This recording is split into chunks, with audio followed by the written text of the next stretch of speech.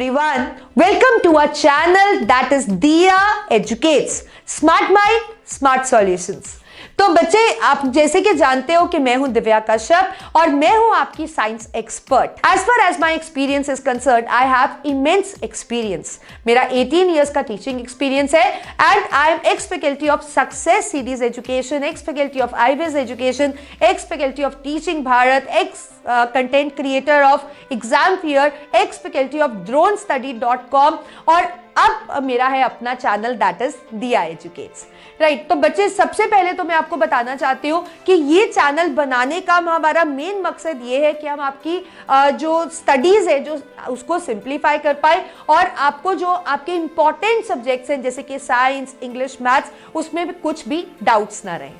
Right. तो आप हमारे चैनल को सब्सक्राइब करो, क्योंकि अगर सब्सक्राइब करोगे तभी तो आपको नोटिफिकेशन मिलेगा और आप हमारे डाउट सेशंस, लाइव क्लासेस इनमें आ पाओगे. एंड वन मोर थिंग, आप सब लोग फोन टेक्नोलॉजी इनेबल्ड हो, सब लोग आजकल व्हाट्सएप, फेसबुक, इंस्टा, टेलीग्राम ये सब यूज करते हैं. तो हमारा चैनल है टेलीग्राम चैनल, जिसका लिंक ये दिया गया है. तो करना क्या है, जो भी नए न्यू यूजर्स हैं जो टेलीग्राम यूज नहीं करते, आपको टेलीग्राम ऐप को डाउनलोड करना है और ये जो मेंशन लिंक्ड है ना, इसको आप फिल करो and by filling this link you will join our channel group where you can get the PDFs, you can get the doubt sessions where we can make a schedule of the live classes. तो आप ये channel जल्दी से join करो for the notification. और सबसे बड़ी बात, इस चैनल का नाम पढ़ा आपने, it is Diya's gemstones. Right. So you are my gem and very precious to me. So please जल्दी से आप ये ज्वाइन करो और पहली बात, वीडियो शुरू होने से पहले जल्दी से सब्सक्राइब करो. राइट. क्योंकि सब्सक्राइब करोगे तो ही नोटिफिकेशंस आएंगे और तभी आपका एक कोऑर्डिनेशन हमारे साथ बन पाएगा and that is very very must. So let's start the session, and before starting I would need three things for you. One, your focus. Second, your focus. Third, your focus. Right. So let's start the session और देखते हैं कि आज का interesting topic कौन सा होने वाला है. Now you all know about the physical properties and the chemical properties of metals and non-metals. So let's study the metallurgy now. That how we actually obtain metals. Right. So before starting metallurgy, you should be familiar with certain terms. So the first term which I'm asking you, that do you know that what exactly is mineral? What do we mean by it? See, mineral is a substance which occur naturally in the earth crust. What is mineral? Mineral is any substance which occur in the earth crust that it is found naturally, that is called as mineral. Right. So we come across lot of minerals, but there are few minerals from which we can extract metal. Right. There are certain minerals from which we can extract the metals. Those minerals are called as ores.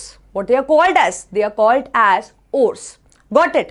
So mineral refers to any substance which is found in the earth crust, and the substance, mineral from which we can extract metal, that is called as ore. Got it? So we can say that all minerals, right, are not ores, but all ores, they are minerals because they are naturally occurring. Got it? So I think you got it. So this is what we are going to study here. Now the ores can be of different type depending upon the substances which are present in it. Right. But do you know that why we are studying about ores? The reason being, the metals that we use in our daily routine, they are found in the earth crust. And in which form they are found? They are found inside the ore. So what exactly is the ore? Ore is a mineral. You are thinking right, as we discussed. But inside the ore, what is there? There is metal along with some undesired substances. And those undesired substances, they are called as impurities. So impurities, we can also refer the impurities as Gangu particles. Got it? So impurities and metal, that is a single metal, they are mixed together and they form an ore. Now ores are of different type depending upon that what is exactly present inside the ore. So there are certain substances which forms the ore, and out of those substances metal is one of the constituent, and along with the metal there are certain undesired substances also which are present inside the ore.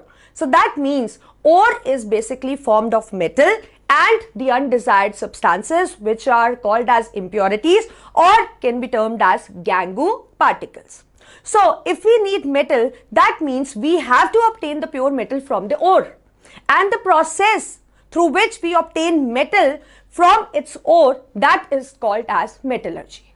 Got it? So that is the reason we are studying about ore. So if we talk about ore are of different types, depending upon that what they exactly have inside. Metal is but sure it will be there, but along with metal there will be undesired substances, because metal is in combined state with some impurities. So metal can be in combined state with the halogens. So if it is in the combined state with halogens, that ore is referred to as halide ore. Got it? And if the metal is in combination with the oxygen, then the ore is referred to as oxide ore. And if the metal is in combination with the carbonate, right, so it is called as carbonate rock. And if it is sulfur, it is referred to as sulfide ore. So likewise, we have different sort of, just depending upon that what substance is there inside the ore with which the metal is present in the combined state. So got it? So why we are studying ore? I think it's clear that we need to obtain metal, and we can obtain the metal from the ore, from its respective ore, by the process called metallurgy. But metallurgy is not that simple process. It consists of many sub-processes. Right, like the ore has to pass through different steps, and then only we get the desired pure metal. Got it? So the first step is concentration of ore. Though we know that ore is itself an impurity, we know that, but there are certain other impurities which are actually present on the surface of ore. For example, there might be a chance that it is surrounded by sand. Right, there might be a chance there are present certain insects on it. There might be a chance that there are certain vegetation which is present on that rock, right? So we need to remove those impure substances. So removing the impurities which are present on the surface of ore, that is called as concentration of ore. Got it? So concentration of ore, it refers to, that means we are purifying the ore. We are removing impurities of the ore. Right, though we know ore is itself an impurity, but in this step we are removing the impurities which are present on the ore. Got it?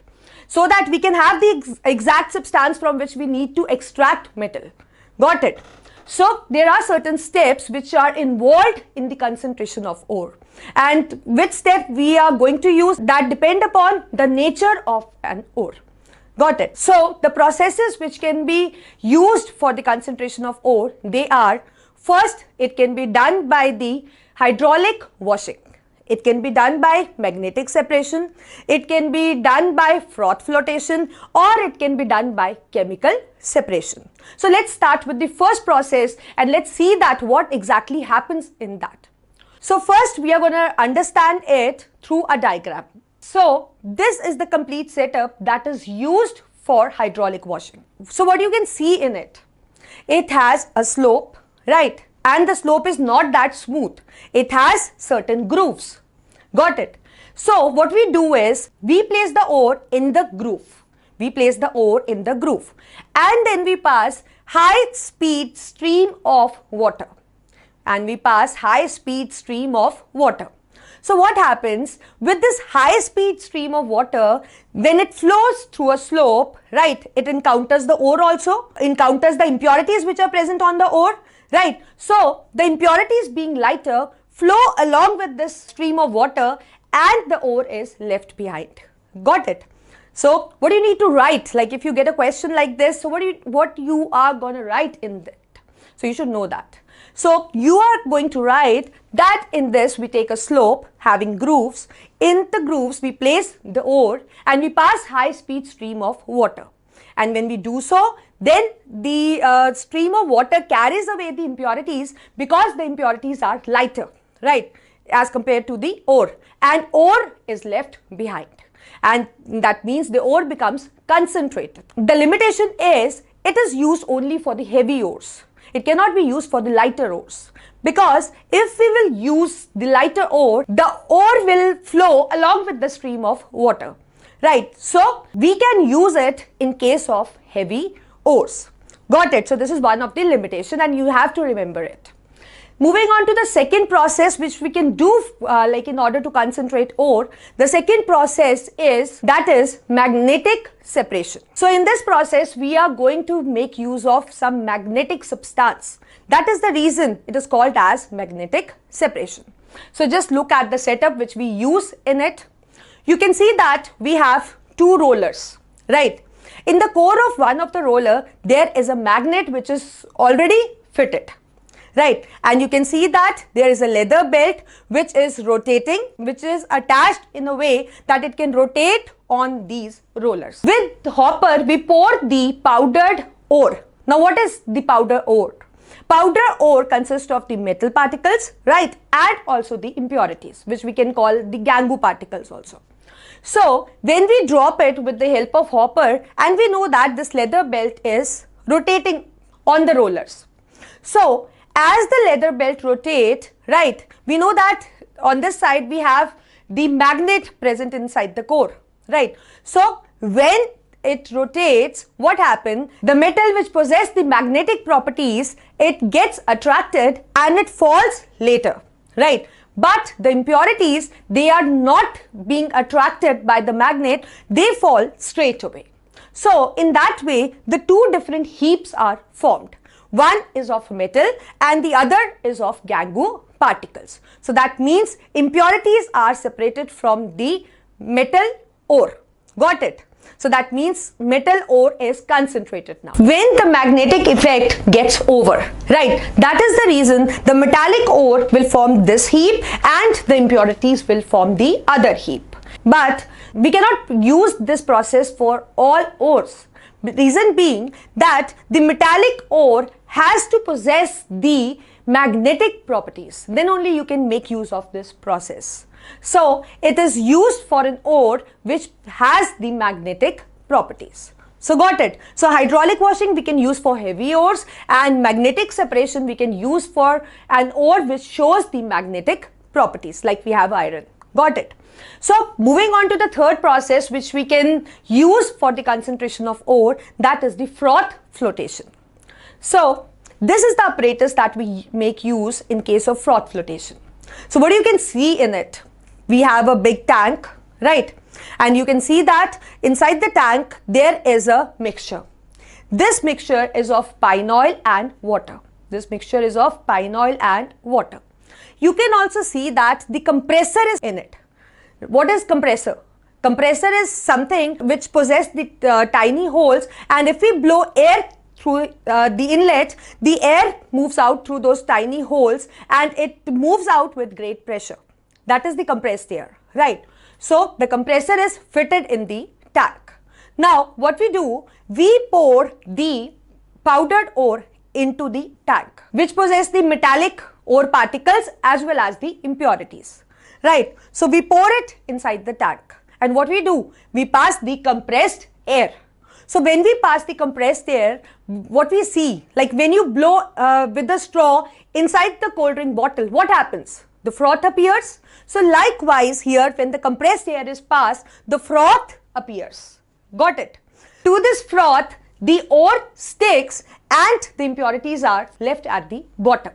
Got it? But you must be thinking, why ore sticks to this froth, or which ore sticks to this froth? So, you should know that this method is used only for the sulfide ores. The reason being, the sulfide ores possess that property of sticking with the froth. No other ore can stick to the froth. Got it? But the sulfide ore has the property of sticking with the froth of pine oil and water.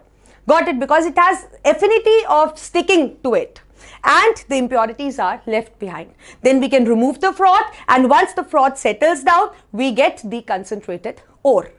Got it? So, limitation is, I think, clear that we can make use of this method only for the sulfide ores. The reason being, the sulfide ore only has an affinity to stick with the froth, and no other ore can stick to the froth. Got it? So, we can concentrate sulfide ore through this method. Now, moving on to the fourth method which we can make use in order to concentrate ore, that is the chemical separation. Now, as the name suggests, chemical separation.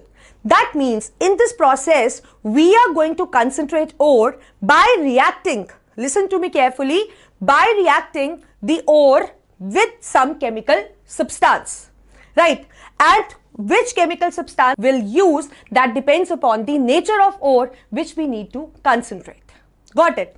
So what we do, we take the ore to be concentrated and we react with the chemical substance. So this chemical react with the concentrated ore and form some desired product, but the impurities do not react with that chemical substance and they get separated. So I'll take an example in order to explain you.